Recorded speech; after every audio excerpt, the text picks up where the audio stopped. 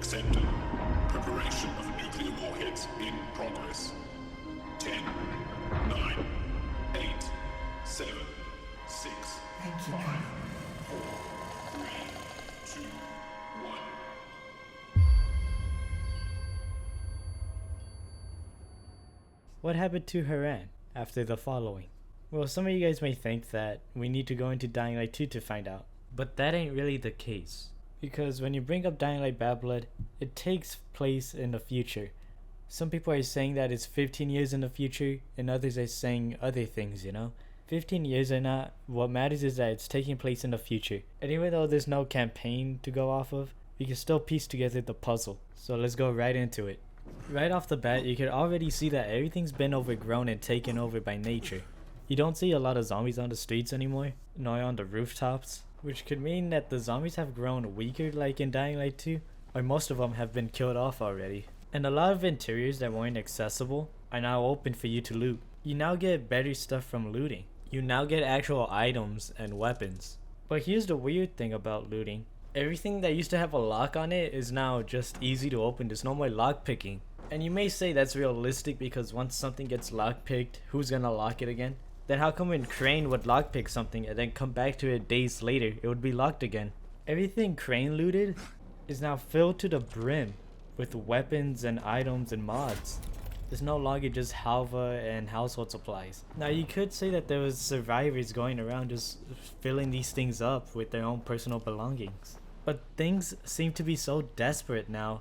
I mean, just look at the tower. They had to connect both of the towers just so they could have more room to survive.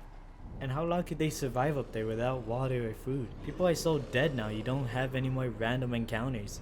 And mini bosses like the goons or the demolishers are now just roaming freely, unlike back then where they would just be set in one place. Now you do have specific types of people that you do see around. You see the GRE operatives, but those are like trained enforcers. You even see them guarding the airdrops. Unless you're like already there by the time it lands, then they won't spawn. The only unique thing that they have is a DIY shield and good armor, but that's not what we're focusing on right now. Now you might say that the only reason they're the only ones alive kicking about and stuff is because they have military training and all that. But literally their animations are the same as every other survivor. If they can live with that, then why couldn't they? Or maybe they killed all the other survivors.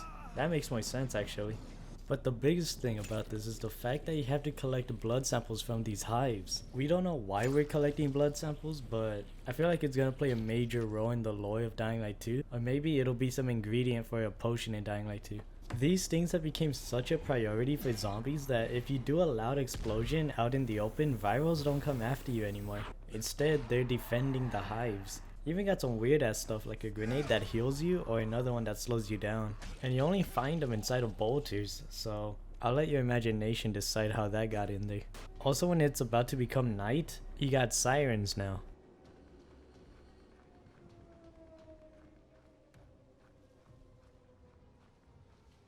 Volatiles are still the same weak, annoying little shits. Nothing really changed about them.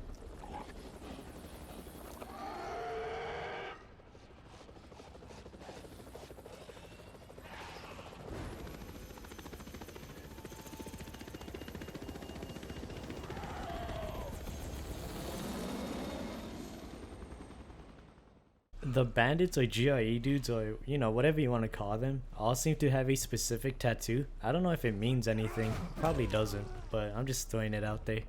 Also, this place looks nothing like it used to.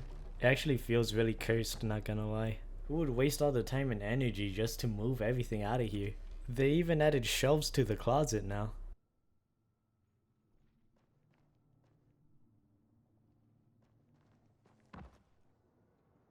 Bro, they even stole the cash register.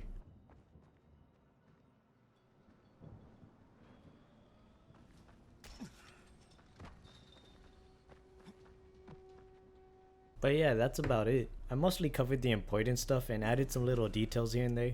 I can't really explore all of Harran because, you know, if you go too far out of bounds, you start dying. Techland was gonna add a new map, but they stopped supporting Bad Blood right before they did that. But yeah, this is basically what we got, and I think it's a pretty good lead, and it's better than nothing.